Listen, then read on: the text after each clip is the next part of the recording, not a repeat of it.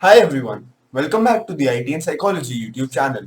Today we are going to be starting with a new chapter in our Psychology 12th grade, that is Chapter 7, First Aid in Mental Health.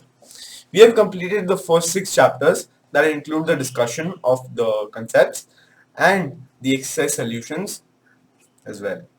And we have also completed the SOPs for IT and the first 4 chapters as well for IT out of 6 chapters, and we have also made individual videos on the reduced syllabus of psychology and IT, and the paper pattern that has been released by the HSC for the year 2021 has also been discussed in a video. You'll find the link for them in the description, and if you want the SOPs or the solved files that we have conducted on this channel, you'll find a Google Drive link where you'll find the notes for IT and psychology chapters, as well as the SOPs .html file where we have conducted the code, built it, and we have detailed PDFs including the steps that follow up on making or solving the SOPs. So, without further ado, let's start with our chapter 7, First Aid in Mental Health. Today, we are going to be covering up the first two units, that is the introduction and the need for first aid in mental health. So, let's continue.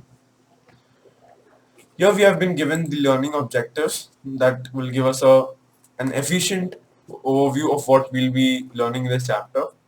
To sensitize students to mental health issues, to make them aware of the signs and symptoms of various mental illnesses, to acquaint them with various first aid techniques for mental health issues, to increase their awareness about the importance of mental health professional. So this gives us an overview of what we'll be learning here. You have been given the first activity. Make a list of activities you perform to take care of your physical health. Now make a list of the activities you perform to take care of your mental health. Discuss the two lists in your class. How many things could you list? Did you find making one list easier than the other? So this is for your college faculty to approve for these lists. So discuss this with your faculties and your colleagues, and you will receive an efficient answer. We start here with our introduction, unit 7.1. If you found making the second list harder, do not worry. You are not alone.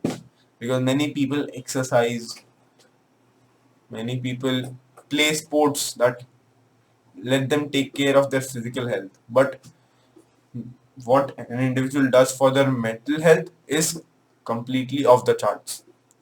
We are usually aware of what we need to do to take care of our physical health, but we are unsure of how to take care of our mental health. As children, our parents always tell us what we need to do in order to lead a healthy life. Usually, this advice is about the behaviors we should adopt in order to stay healthy. For instance, before exams, they might tell you to eat food that has been cooked at home, get adequate sleep, etc. This is done to make sure that you do not fall sick during exams. These are some of the preventive measures that are taken to protect the body's immune system, which might already be compromised due to the stress of examination. We all agree that our physical health is important. Do you think your mental health is less important? How much care do we take of our mental well-being? Look at the box given below.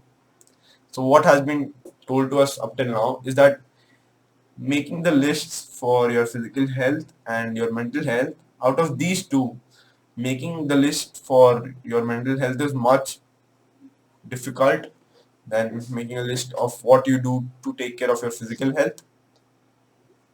And furthermore, how our parents advise us to take care of our mental health and so we can lead a healthy life, like not eating junk food and letting our immune system stay safe, and giving us preventive measures so that we can nullify the stress given to us by the examination, and we'll move further as instructed by us. So we move and we will concentrate on the box given to us, as these are the statistics given to us by the National Institute of Mental Health and Neurosciences. Box number 1. According to a study conducted by NIMHANS from 2014 to 2016, 10% of the population suffers from common mental disorders, 1.9% suffer from severe mental disorders, 13.7% of the Indian population will at least once in their life be diagnosed with a mental disorder. So these were the statistics given to us from the year 2014 to 2016, and the mental disorders that we have discussed here or we'll be talking about here are a direct link to the mental or the major mental disorders that we had learnt about previously. And for instance, schizophrenia, bipolar disorder, and etc.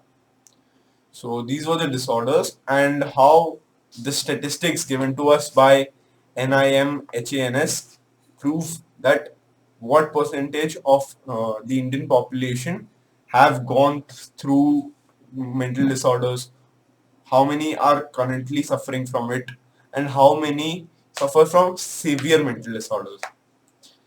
So then we move forward to the explanation given to us for the box 1. It is important to remember that even if one isn't diagnosed with a mental disorder, stressors of daily life such as pressures at work or studies, overcrowding, lack of social support can all contribute to poor mental health. Do you know mental health first aid? MHFA is an internationally recognized training program designed to teach people how to identify the signs and symptoms of mental health and provide assistance on a first aid basis. The MHFA course was originally developed by Betty Kitchener, a registered nurse specializing in mental health education, and Anthony John, a professor of psychology in Australia. So, this was our introduction to first aid in mental health, where we are introduced to the statistics of how mental health or your mental disorders cope up, people with mental disorders cope up, and how many of the population of India suffer from it, and how there's a difference between physical health and mental health, and how the paths differ in their mending ways. And as well as, even if an individual does not have a mental disorder, stressors of daily life such as pressure at work, peer pressure, or your boss acting too negatively, or lack of social support from your friends and family can lead to an individual's poor mental health. Lack of support, that is an important aspect, is very crucial to building a person's mindset and keeping them healthy mentally. Then we move forward to our unit 7.2, need for first aid in mental health. As we have seen, many individuals in India can benefit from mental health first aid.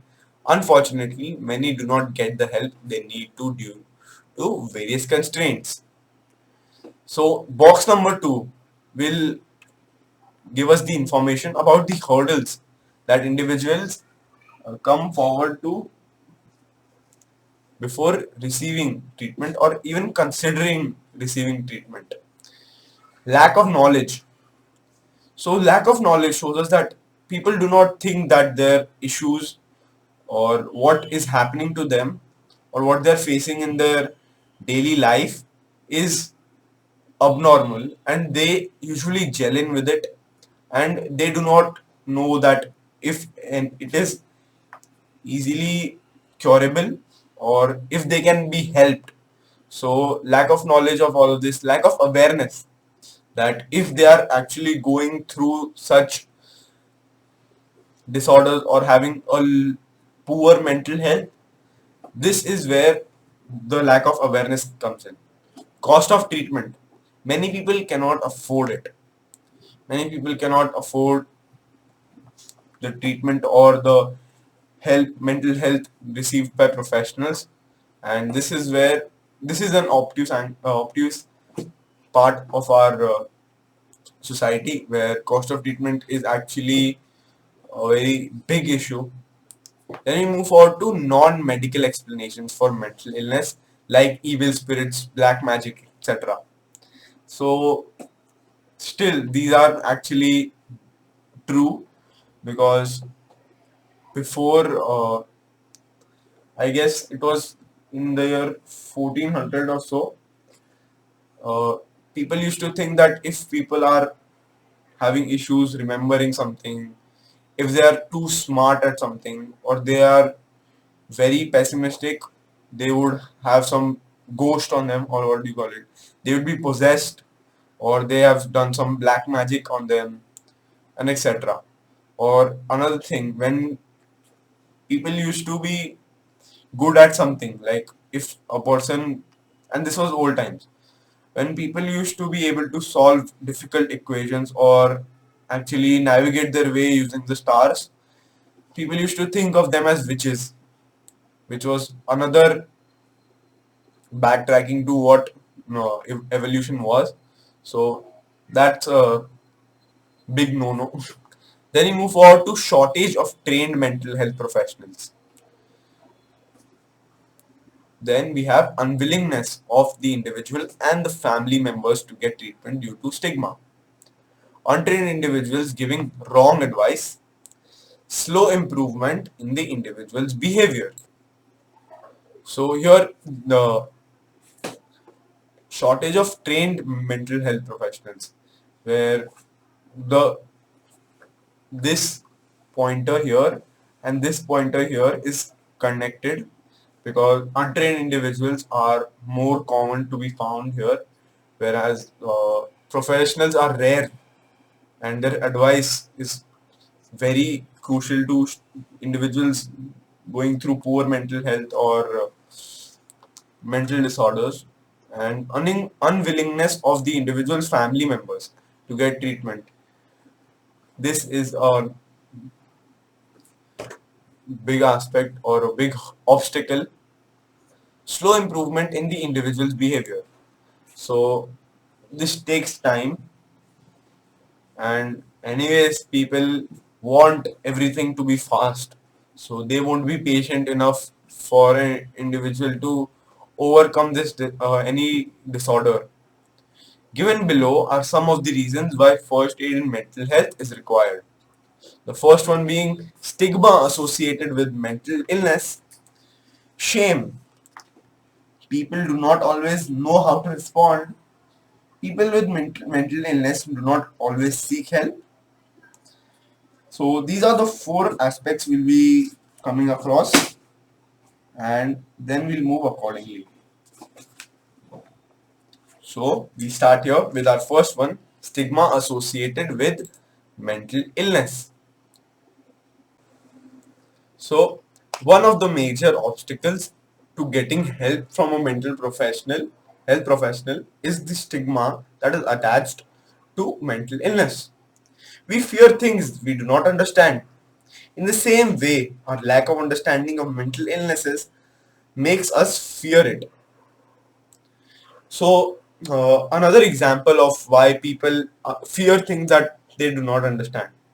So, for example, you can say that people have some stereotypes in their life that if they cannot interpret what is happening in front of them, or if they do not have proof of what an individual is saying, they'll move away from it or they'll detest it. Or another thing could be said that they would fear that, where there is an aspect in our daily life where we think that aliens are just coming to invade our planet, and that is what the stigma of many movies have caused as well. So it is a stereotype amongst everyone, almost everyone except people who have the scientific knowledge that they are just trying to make contact, or they are just traveling the universe and they are discovering things as we are. So that stigma is a good example of how people fear things that they do not understand. And furthermore, this stigma of getting help from mental health professionals is a major obstacle, as said to us by our textbook. This lack of knowledge and awareness makes us blame the individual, that is, think that mental health illness is a personal failing or weakness that is deteriorating an individual's confidence in themselves, and thinking that they default in society, or it's their fault that they are not like others, and that is what harms their own mental health furthermore. And they gain an inferiority complex amongst people who seem to be normal but blame others for their for their weaknesses. That is, I would like to quote one idiom in Hindi, that will be "Naach na jane aangan tera." That is, people do not know that they do not acknowledge their own mistakes, but they're ready to blame everything around them. Then we have our pointer B, think that mental illness is caused as punishment for our sins. So I don't know if you would have read any of the books written by Amish Tripathi. He's a very awesome author, awe-inspiring at the most.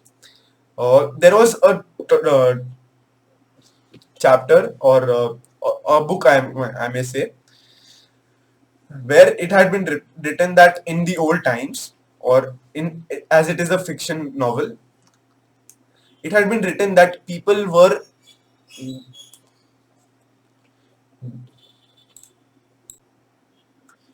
labeled as untouchables just because people around them thought that they were being uh, they were having deformities or diseases because of the sins they have committed in the past.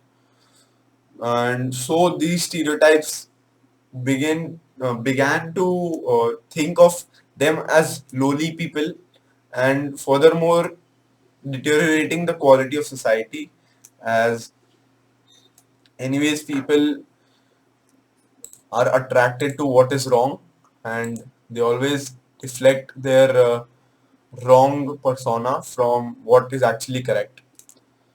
Then we have the pointer C, think that the person is intentionally behaving in an inappropriate way. So people think that natak kar raha hai, or people do not think sympathetically or use any empathy towards that person, because they believe that that person is just acting his way to ease his way of life, and that is what is wrong, wrong thinking. Then we have a second pointer, or a second hurdle in the path of mental health help. When a person, this is shame, when a person experiences shame, he or she tries to hide it from others. For example, if Jay fails in his 10th board exam, his academic failure is considered to be an act that brings shame not only to him but also his family.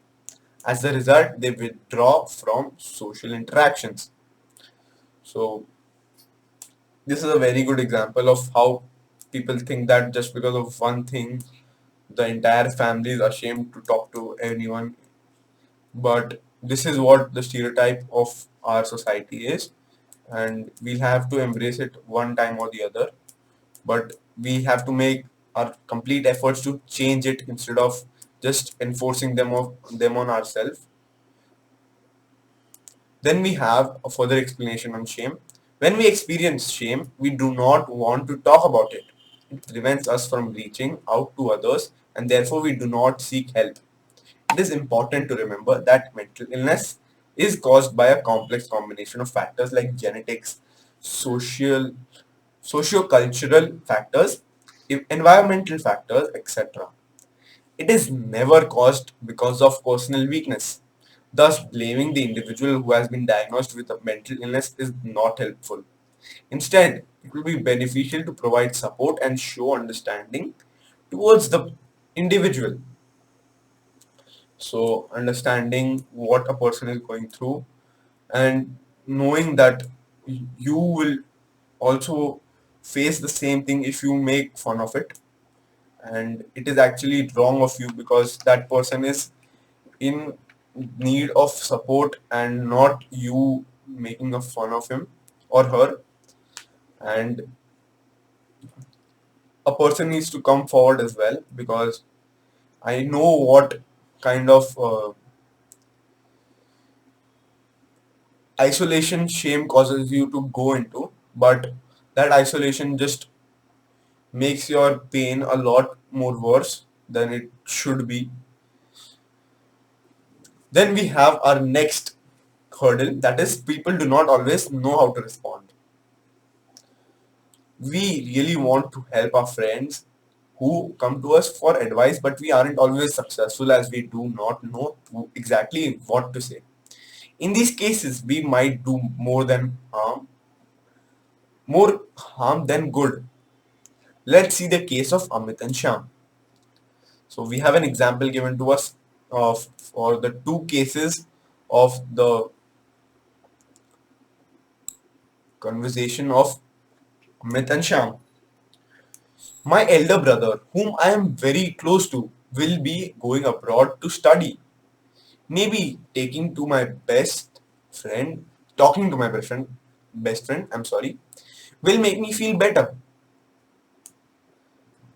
Why are you looking so sad? It is not a big deal. Look on the bright side.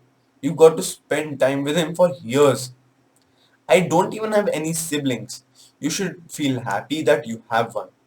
You will feel perfectly okay after a few days. Maybe he's right. I am so stupid. So there we see that people do not know how to respond to someone in distress. Instead of Shyam responded in the following way, it might be helpful. I can see that you are feeling sad since your brother is leaving. I know it is hard thinking and about being separated from him. I hope you know that if I am always there if you want to talk. So here we have been given two cases where Amit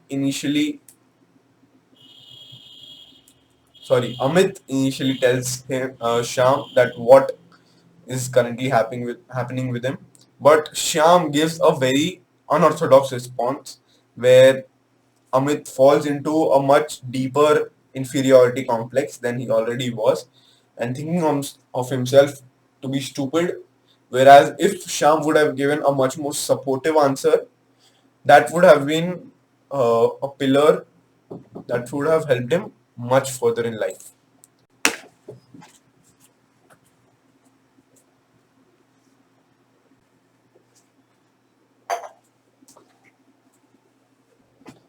So now this conversation gives us an idea of how supportive we need to be to our friend, and we should be careful that we do not hurt their sentiments to uh, a limit where he or she feels inferior to everyone else around them and thinks of themselves to be dumb for taking decisions for themselves.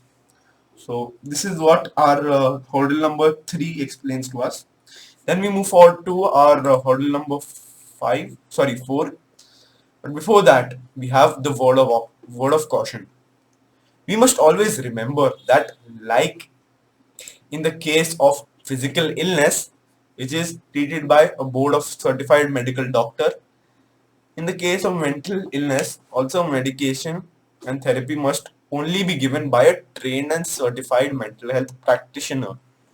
In first aid in mental health, the idea is not to look at your friends or family as a substitute for professional help. The idea is helping the family, friends, etc. of the individual to identify early signs of mental illness and help the individual to get and professional help. So you are in no place to give suggestions, but you are a support for an individual who is already showing early signs of mental illness. So you have to support them. You are in no position to give them suggestions to do or undergo any. medication or give them any suggestions to how they should mend their life. That is a job for a trained professional or a trained medical practitioner. Then we move forward to our fourth obstacle. People with mental illness do not always seek help. It is seen that very often people with mental illness will not go to a mental health professional for treatment. There are number of reasons for this. Some of the reasons are as follows. So we have two reasons given to us: culture and the advice from elders. So we start with culture. In our culture, the behavior of an individual is considered to be a reflection of one's family. The stigma attached to mental health illness prevents individuals from seeking professional help as it might hurt the reputation of the family. So this could be like an individual going for a session with a psychiatrist, or going for counseling in their school, or for regular counselors. So this is what shows the stereotype for many people in society, where people think that if a person is going for some help, it is the elders of the family or the people in the family, members of the family, that think that going for help will just spoil the reputation of the entire family, and so they prevent that so that their family's reputation won't be hurt. And here it shows that this stigma is mostly given out by the person undergoing the mental illness or suffering from mental illness. Then we move forward to our second reason for not opting for mental health professionals help. This would be the advice from elders. Many a times we look to our elders to solve our problems. People might incorrectly believe that advice and guidance of elders alone will be sufficient to cure mental illness and do not feel the need to go to a mental health professional. So, for this aspect, we have to undergo, or we have to reread this word of caution, because it is not the job of your elders, because they might have experience but they do not have the professional experience of a medical practitioner. They know what is wrong with you, but advice from elders is just going to help you mend your ways of life. They won't help your mental health to a limit. Then we have the superstitions. Individuals who believe that mental illness is caused due to sins or due to the supernatural forces are less likely to go to a medical professional. They do not think the illness can be treated by modern medicine and psychotherapy, and prefer going to untrained professionals. First aid in mental health is a concept which is based on the idea of prevention is better than cure. Mental illness usually does not develop out of the blue. Often, there are small or subtle changes where the individual feels like something is not right with him or her. People around them might also notice a change in their thinking, feelings, or behaviors. If these early signs are recognized, it can help in the following ways. The ways are diagnosis, intervention, relapse prevention. Diagnosis: it might prevent a severe form of the illness from developing. So, if you're sad from something, diagnosing that aspect would just help you not to fall into a further way of dropping into depression, or furthermore going into manic depressive disorders, because it would be excessive and it would be tough for you to help yourself out of it. And then we have the second sign or second method of helping, that is intervention. It can help the individual to get help. This is known as an early intervention. So there are various types of interventions that are that can be used to stop people from doing many things and furthermore help themselves in ways of life. Then we have the relapse prevention. It can prevent the reoccurrence of the symptoms of the illness if they occur after a period of improvement. That is, if they fall back to what they were, that will be a much difficult position to come back from. And it would already worsen the cured person's mental health. Then we have a do you know box. Chennai has obtained the international license in the year 2017 to carry out the standard MHFA program across India. Since then, it trains thousands of MHFA instructors to reach out to people suffering from mental illness. So this is a good initiative. And this was our unit 7.1 and 7.2. In the next lecture, we'll be starting with unit 7.3, that is the ALGEE action plan. Be the difference in someone's life. Apply ALGEE. So, this was it for this lecture. Please like, share, and subscribe. And please suggest if this these lectures would be made of a better experience for you guys. Please comment in the description. Sorry, comment in the comment section. I'm sorry. And if you want to join the group for doubts, if you have any doubts pertaining the topics taught in this video or the topics taught in previous videos, you can join the group on Telegram for doubts. The link is mentioned in the description. And if you want to support the channel, you can follow me on Patreon, where we have provided different tiers, sorry, TIER, for different students, and where you guys can opt for content where we'll be posting notes for students that will be helpful, and that will be notes that are not public on Telegram or the Google Drive link given in the description. And we'll furthermore put up quizzes on our Telegram group on every fortnight of Sundays, and we'll be discussing the answers for those quizzes, as I need your attendance to solve those quizzes, because the last time I had put up the quiz that was on 11th of November, or yeah, it was 15th of November, I'm sorry. There were only 12 people who had attended out of 51 students that were there, but I would like you to test yourself in that, and we would be naming the winners of the quiz in the next video, where we'll be discussing the quiz as well. So our next quiz will be held at the end of December. If you feel like attending it, please do, as it is a very good practice, and those questions are not from the textbooks exercise, and they are from different past papers or model papers. And again, thanks for watching. Please take care, stay safe, and keep studying.